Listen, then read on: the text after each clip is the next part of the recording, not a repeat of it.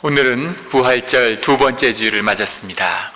오늘 주님이 주시는 말씀은 우리가 부활을 만난 곳은 어디입니까?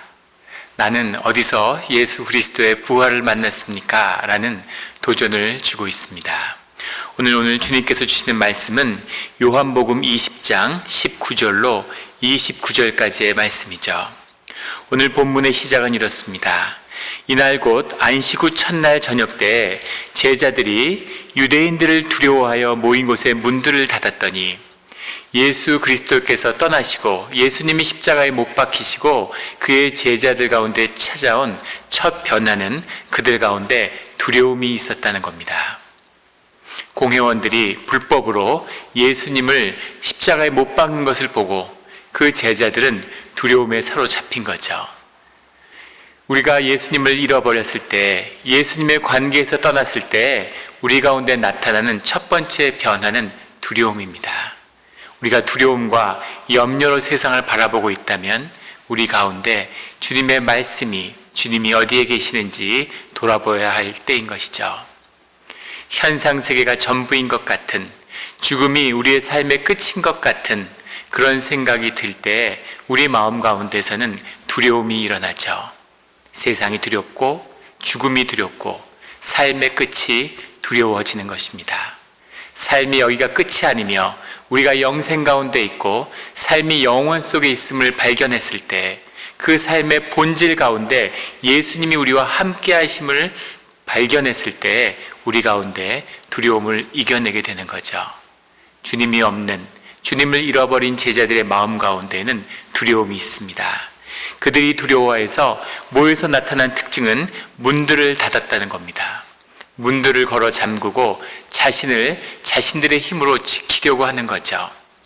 두려움이 우리 마음속에 들어왔을 때 우리는 우리의 삶을 가로막고 우리의 삶을 우리가 지키려고 하는 그런 모습들이 나타나게 됩니다. 두려움의 깊은 곳에는 현상에 대한 믿음, 세상이 전부라고 하는 그런 두려움이 들어있는 거죠.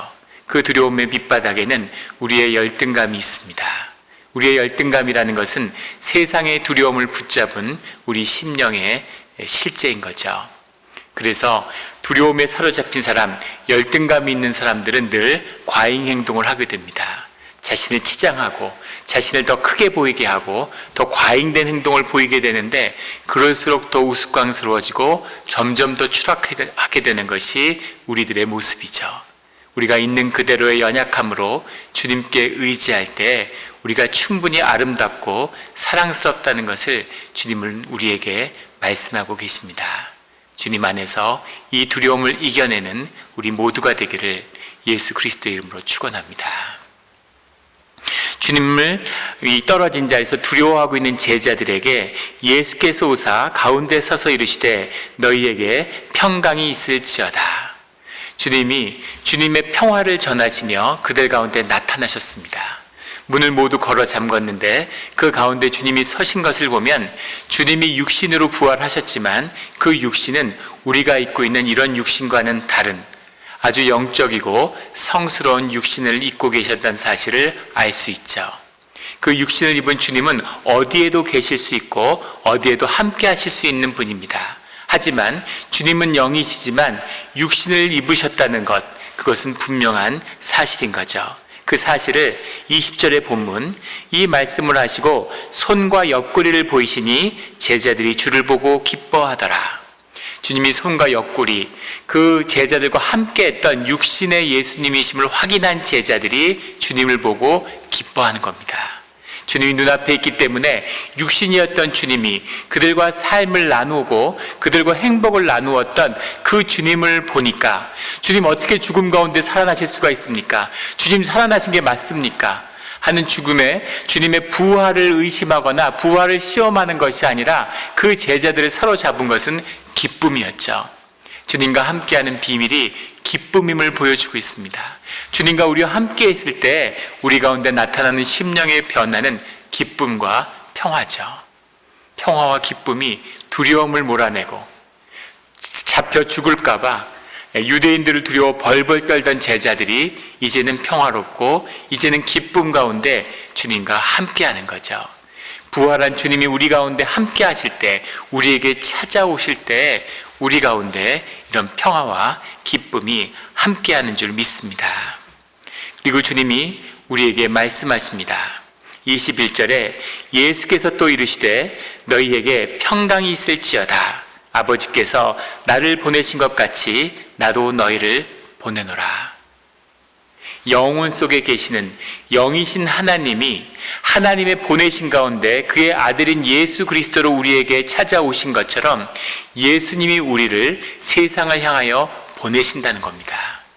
이 현상 세계를 향해서 실제에 있는 그 실제의 삶을 믿고 그 실제에 붙들린 우리가 이 세상을 향해서 주님의 말씀을 증거해야 할 소명과 부르심 가운데 있다는 거죠. 그 소명이 우리의 삶을 이끌고 그 소명이 우리의 삶을 가치 있게 만들고 그 소명이 우리의 삶, 우리가 어디에 서 있는지를 보여주는 것이죠. 그 소명이 주께 있음을, 주님을 만나지 않는 자들은 우리가 어디서 왔으며 어디로 가고 어떻게 살아야 하며 그 삶의 의미가 무엇인지를 결코 알지 못하고 만나지 못합니다. 오직 주님과 함께 할 때 우리가 누구이며 우리가 왜 이곳에 왔으며 무엇을 하며 무슨 소명 가운데 부르심을 받고 인도함을 받고 있는지를 보게 되는 거죠. 주님은 그의 제자들이 단순히 살아남은 이 위협과 두려움 속에서 살아남은 자들이 아니라 그 두려움 속에 있는 세상을 향해서 증거하고 선포해야 할 사명과 소명 가운데 있음을 다시 한번 분명히 말씀하고 계시는 거죠. 부활하신 주님을 만나서 우리의 생명 가운데 주님의 소명을 발견하는 이때가 되기를 주의 이름으로 축원합니다. 그 주님께서 말씀하십니다. 너희가 누구의 죄든지 사하면 사하여질 것이요 누구의 죄든지 그대로 두면 그대로 있으리라. 놀라운 말씀이고 정말 믿어지지 않는 말씀입니다. 주님께서 그들을 향하사 숨을 내쉬며 이르시되 성령을 받으라. 주님이 숨을 내쉬고 성령을 받으라 이렇게 말씀하시니까 이 번역만 보면 마치 무슨 성령의 물건처럼 주고받는 것처럼 그렇게 느껴질 수 있죠. 이렇게 성령 집회 같은데 아마 그런 경험이 있으셨을 겁니다. 성령을 받으라고. 완전히 잘못된 오해죠. 이 성령은 인격이시고 하나님이십니다. 받으라 이렇게 해석되는데 라베테 이런 말이죠. 본문의 정확한 뜻은 영접하라입니다. 예수님을 영접하는 것처럼 성령을 영접하는 거죠. 보혜사의 영, 하나님의 영이 예수 그리스도에게 있고 그 영이 주님을 통해서 우리에게 주어질 때 그 영을 우리가 영접하는 것이 예수님을 영접하는 것이고 하나님을 영접하는 길임을 주님이 우리에게 보여주고 계시는 거죠. 하나님과 성령님과 예수님이 한 분 하나님이심을 주님은 우리에게 증거하고 계십니다. 그런데 너희가 누구의 죄든지 사하면 사하여질 것이요 누구의 죄든지 그대로 두면 그대로 있으리라. 어떻게 이렇게 놀라운 말씀을 우리에게 주셨을까요? 주님이 죄사함의 권세를 우리에게 위임하셨다는 뜻이 아닙니다. 우리에게 그런 권세가 있다는 뜻이 아니라 주님이 그 권세의 주인이시라는 것을 말씀하고 계시는 거죠. 그 주님이 우리와 함께 하시는 겁니다. 주님이 우리와 함께 하실 수 있는 것은 주님이 우리에게 하나님의 생명으로 주어지셨기 때문이죠. 하나님의 생명을 우리와 함께 하신다는 겁니다. 창세기에 보면 하나님이 콧김을 그 피조물에게 불어넣으사 생기를 불어넣으사 생명을 주셨죠. 그거와 똑같은 모습, 제2의 창조가 하나님이신 예수 그리스도를 통해서 우리에게 일어나고 있는 겁니다. 주님이 콧김을 부으사 새로운 창조의 생명을, 새 생명을 우리에게 주시는 거죠. 창세기에서 선악과를 먹으면 너희가 정녕 죽으리라. 정확한 뜻은 너희가 죽음을 살게 되리라의 그 죽음이라는 것, 육신은 살아있지만 죽음을 사는 것이죠. 주님의 생명을 잃어버린, 주님이 언약으로 주님을 우리에게 주셨는데 그 영이신 하나님의 영 생명을 잃어버리고 육신에 따라 살던, 정욕에 따라 살던 우리에게 예수 그리스도의 죽음으로 그의 영이 우리에게 보혜사로 다시 주어짐으로 우리가 새 생명을 얻었다는 겁니다. 이 죄사함의 권세, 죄가 더럽힐 수 없는 이 생명의 권위, 생명의 권세가 바로 우리에게 주어진 새 생명인 거죠. 이것이 생명의 권위고, 이것이 죄사함의 권위고, 이것이 공동체의 권위고, 이것이 교회의 권위고, 이것이 예수 그리스도의 권위입니다. 권세, 그 생명의 권세가 우리 교회 가운데 주님의 이름으로 함께하고 있는 것이죠. 이 권세를 누리는 어떠한 죄도 우리의 존재를 파괴할 수 없는, 우리가 주님에 속하였으며 주님의 자녀이며 그리스도의 몸된 지체가 교회임을, 그 어떤 세상의 이 현상적인 것도, 세상의 악도 감히 파괴할 수도 넘볼 수도 없는 우리의 존재의 뿌리가 무엇임을 주님은 말씀하고 있습니다. 이것이 부활의 사건이죠.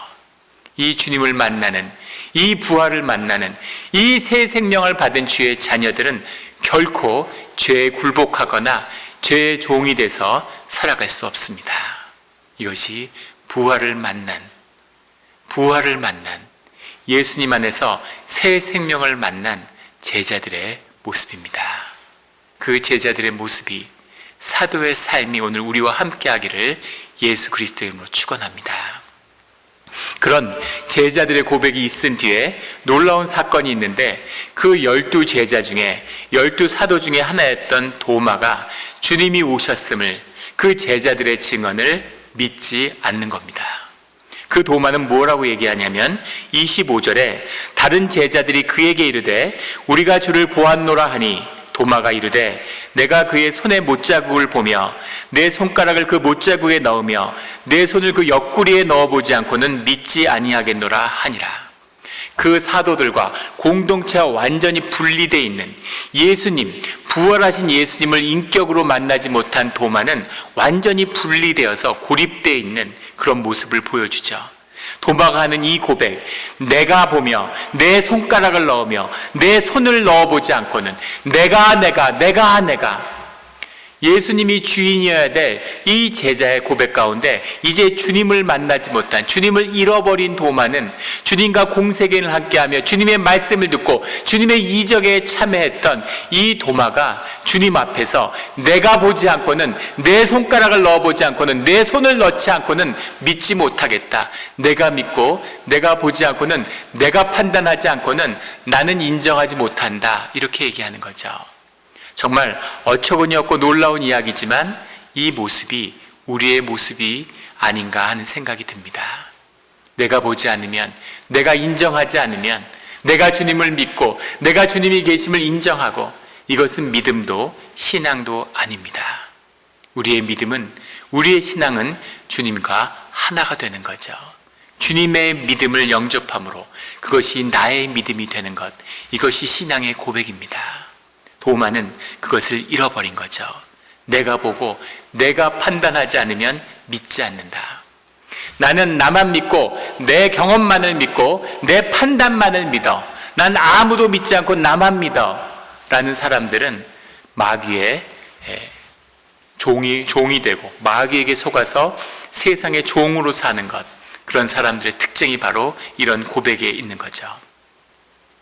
20세기에 텔레파시라고 하는 사람의 마음을 읽고 마음을 전할 수 있는 독심술과 같은 텔레파시에 대한 여러 가지 심령술에 대한 연구들이 많이 있었습니다.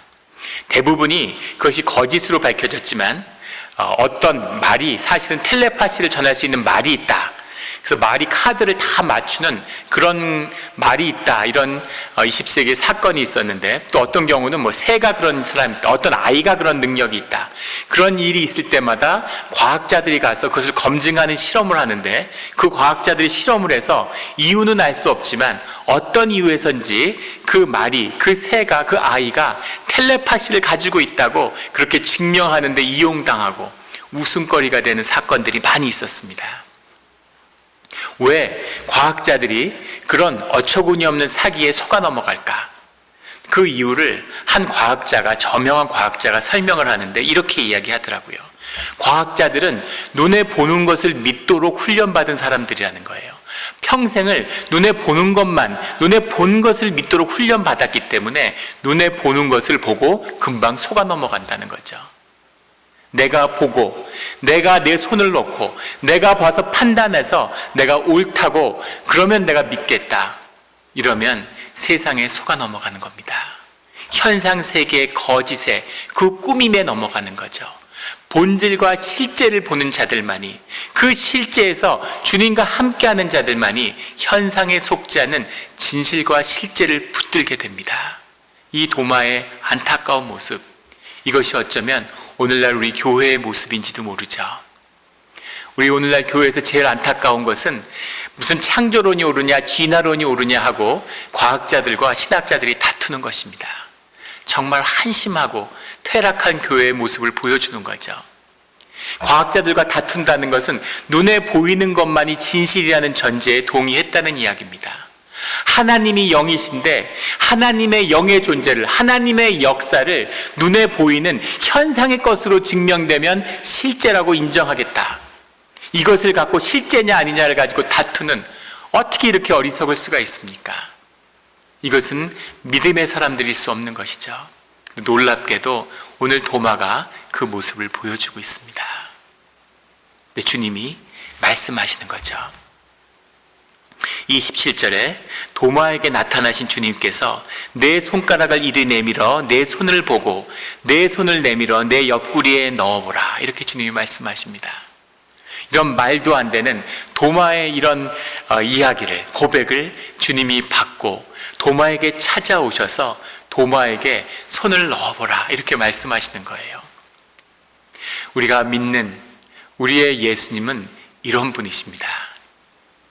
이런 도마에게 부활에 대해서 이야기하고 공생애를 함께하며 그토록 하나님의 말씀을 증거했는데 내가 보지 않고는 믿지 못하겠다는 도마에게 찾아오셔서 네 손을 내 옆구리에 넣어라, 이렇게 말씀하시는 거죠.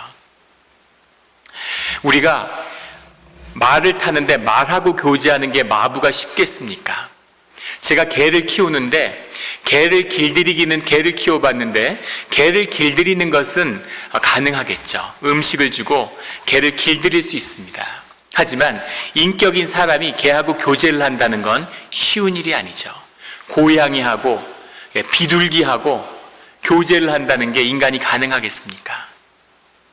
고양이나 비둘기하고 교제가 가능할 수 있다고 해도 만약에 그것이 꿀벌이나 개미면 어떨까요?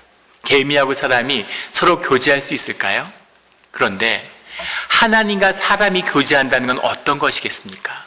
모든 우주를 창조하시며 모든 차원의 주인이신 그 주님이 나와 교제하신다는 것, 이게 있을 수 있는 일일까요?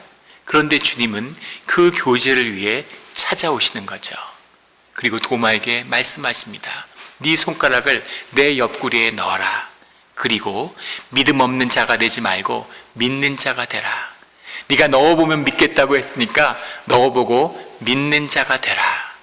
그걸 넣어본다고 믿는 자가 되지 않겠죠. 그런데 주님의 그 사랑, 주님의 그 아픈 가슴을 만나는, 아버지의 사랑을 만나는 사람은 주님을 믿는 자가 되는 거죠. 영이신 주님, 현상에 속한 우리가, 이 죄된 육신을 입고 있는 우리가 본질이며 실제인 영혼 가운데 계시는 주님을 만나는 그 육신의 고백, 그 현상의 사다리가 되어주는, 그 브릿지가 되어주는 비밀이 바로 영을 받은 우리의 믿음이죠. 주님은 믿음이 있는 자가 되라, 이렇게 말씀하고 계십니다. 그 위대하신 주님이 자신을 우리의 경험 속에 제안하셔서 육신으로 오셔서 그들 가운데 삶을 섞으시고 같이 떡을 떼시며 그 삶 가운데 하나님이 육신이 되셔서 우리와 함께하는 비밀, 그것이 예수님의 삶이고 우리를 구원하시는 예수 그리스도의 죽음과 부활이었습니다. 우리를 사랑하시기 때문에, 그 사랑 때문에 우리와 하나가 되시고, 그 사랑이 우리와 하나가 됐을 때 주님이 우리와 함께 하시는 비밀이 우리에게 열리는 거죠. 사랑한다고 하는 것, 이것은 이미 너와 내가 없는 하나가 됐음을 의미하는 거죠. 우리 민족은, 한민족은 사랑한다고 이야기할 때 사랑해, 이렇게 이야기합니다. 사랑할 때는 너와 내가 없고 그냥 사랑이 있는 거죠. 이 앵글로색슨족이 기독교를 많이 퇴락시켰다고 보는데, 그들은 이 기독교의 비밀을, 이 사랑의 비밀을 이해하는데 너무나 많은 문화적인 한계가 있는 것 같아요. 미국 사람들이, 영국 사람들이 고백할 때 I love you 이렇게 고백을 하죠. 내가 너를 사랑한다고 이야기합니다. 사랑하면 나와 내가 없어야 되는데, 내와 너가 없는 것이 사랑인데, 내가 너를 사랑하는데, 주체와 객체로 나누어지는데 그 안에 무슨 사랑이 있으며 사랑한다고 고백한들 그게 무슨 사랑이 되겠습니까? 사랑이라는 것은 나와 네가 없는 거죠. 하나가 된, 한 덩어리가 되는, 그것이 아버지의 사랑이고 우리를 사랑하시는 예수님의 사랑입니다. 예수님이 우리에게 오셨고 우리와 함께 하시는 거죠. 그 예수님의 사랑을 우리의 심령에 받아서 그 예수님이 계시는 것을 심령으로 느끼며 살아가는 우리의 이 마음 고백이 우리의 믿음인 거죠. 믿음 없는 자가 되지 말고 믿는 자가 되라. 그 믿음이 있는 자만이, 그 믿음으로 세상을 살아가는 자만이 주님의 사랑과 평강과 희락을 누리는 삶으로 나아갈 수 있다고 주님은 우리에게 말씀하고 계시는 겁니다. 29절에 예수께서 이르시되 너는 나를 본고로 믿느냐? 보지 못하고 믿는 자들은 복되도다 하시니라. 이것이 믿음의 비밀이죠. 믿는 자들은 복되도다. 성경이 말씀하고 있는 복이라는 것은 주님이 우리에게 주신 생명이 말씀으로 피어나는 것입니다. 우리에게 새로운 생명을, 주님의 피의 대가로 주님의 영을, 주님의 생명을 우리의 생명으로 주셨죠. 그 생명을 받고 누리는 그 비밀이 바로 믿음입니다. 우리에게 주신 생명을 가지고 그 생명이 자라나기 위해서는 하나님의 말씀을 먹고 하나님의 말씀으로 자라나야 되는 거죠. 말씀이 영이고 말씀이 하나님인데 그 말씀을 통해서 주님과 교통함으로 우리에게 주어진 생명이 말씀을 통해 자라나는 겁니다. 그 말씀을 통해 우리의 권세가 열리는 거죠. 그 말씀을 통해 주님의 임재가 우리의 심령을 하나 되게 만들어주는 것이죠. 공동체와 말씀은 하나입니다. 그 말씀을 받고 생명이 피어나는 것, 이것을 성경은 복되다고 이야기합니다. 복을 누리는 것이죠. 우리의 존재가 피어날 때 우리 존재의 모든 행위는 주님이 의롭다 하심을 받는 것이죠. 그 의로운 생명이 세상에서 자라날 때 세상에 주어진 모든 것을 다스리고 누리는 권세를 갖게 되는 겁니다. 이것이 주님이 주시는 복이죠. 세상과 마귀는 그걸 속여서 세상의 물질적인 것, 눈에 보이는 것, 현상적인 것만 복이라고 얘기하는 거죠. 복음을 정확히 반대로 뒤집어서 세상에 많은 걸 차지하고 많은 걸 가지고 다스려야, 그래야 너희 행위가 의로워지고 네가 의인이 되는 거라고 이야기합니다. 세상은 실제 그렇죠. 가진 자들 것, 무엇을 차지하고 무엇을 누리느냐, 무엇을 차지하고 다스리느냐를 가지고 그 사람의 의를 잣대를 들이댑니다. 그리고 네 행위로 살아온, 네가 살아온 삶의 그 끝이 네가 누구인지 존재를 이야기하는 거야 라고 반대로 이야기하죠. 그래서 세상에 속한 자들은, 세상에 무릎 꿇은 자들은 세상에 무엇을 차지해도 결국은 패배자가 되는 것입니다. 그것은 거짓이기 때문이죠. 거짓은 죽지 못합니다. 거짓된 생명은 결코 죽지 못하죠. 왜냐하면 그것이 거짓이기 때문입니다. 진짜 생명만이 죽을 수 있죠. 진짜 생명이 죽어서 하늘에 썩는 미랄이 되면, 그것이 십자가의 역사가 되면, 주님의 섭리 가운데 만나면, 주님 가운데 하나가 되면 30배, 60배, 100배의 열매로 맺어지는 것, 피어나는 것, 이것이 진짜 생명, 영생의 비밀입니다. 우리는 고난 가운데 쓰러지고 죽을수록 다시 일어나고 다시 피어나서 더 큰 생명으로 자라나게 되는 거죠. 세상에 속아서 죽을까봐 두려움에 떨며 문을 걸어 잠그고 있는 것이 아니라 주님과 함께함으로 기쁨과 평화 속에 주님과 함께 십자가의 길을 가는 것입니다. 죽으면 부활의 역사가 있고 생명으로 맞서 이기면 세상의 영광을 차지하고 다스리고 누리게 되는 것이죠. 이것이 주님의 비밀입니다. 주님은 그 비밀을 우리에게 선물로 주시는 거죠. 우리는 그것을 공짜라고 이야기하지만 그것을 주시기 위해서 주님은 십자가의 피를 흘리셨습니다. 십자가의 보혈로 얻은 그것을 가지라고 주님은 말씀하시는 거죠. 너는 믿는 자가 되라. 믿는 자가 돼서 복을 복된 자가 되라. 믿는 자는 복되도다. 주님이 우리에게 말씀하십니다. 우리가 지금 지나가고 있는 이 고난의 시기, 세상이 온통 어려움과 두려움 가운데 가득합니다. 정말 죽을 것 같고 죽어가고 있는 것 같죠. 그러나 주님과 함께하는 우리에게 이때는 복되고 선하고 귀한 때가 될 것이라고 믿습니다. 선하신 주님이 주의 자녀들을 세우는, 많은 어려움이 있고 많은 거짓이 떨어져 나가고 많은 거짓된 것들이 무너져 내릴 겁니다. 하지만 주 안에서 진실한 것, 영원한 것, 참된 것, 복된 것이 주 안에서 다시 부활하는 그런 이 귀한 생명의 때가 되리라 믿습니다. 그 생명을 누리는, 그 생명이 복으로 피어나는, 그 복을 다스리며 누리며 살아가는 우리 영락교회 성도님들이 되시기를 예수 그리스도의 이름으로 축원합니다.